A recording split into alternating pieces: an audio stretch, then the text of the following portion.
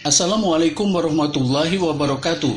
Mahathir nyatakan proposal Trump legalisasi penjajahan Israel di Yerusalem.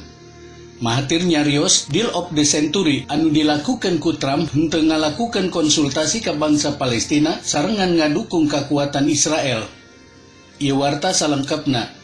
Sakumaha dilansir kantor berita Anadolu, Perdana Menteri Malaysia Mahathir Mohamad negeskeun Presiden Amerika Serikat Donald Trump geus ngalakukeun legislasi penjajahan Israel ka Yerusalem ngaliwatan cara deal of the century.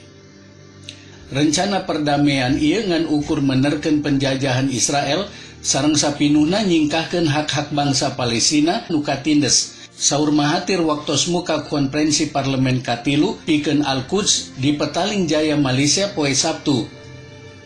Mahathir nyatakeun deal of century dilakukan ku Trump henteu konsultasi sareng urang Palestina ngan ukur ngadukung kekuatan Israel.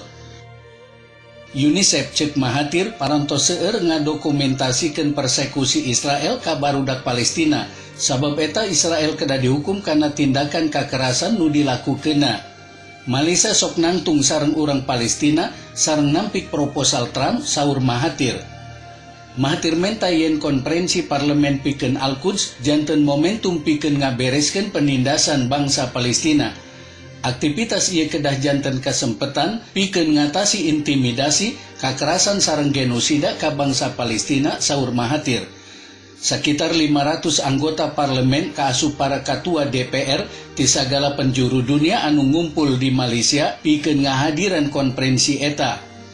Ketua Panitia Liga Parlemen pikeun Al-Quds Said Ibrahim Sednu, konferensi dua poe eta bakal ngabahas sababaraha masalah Palestina, utamina rencana perdamaian Israel-Palestina nu diumumkeun ku Donald Trump anyar ieu. Wassalamualaikum warahmatullahi wabarakatuh.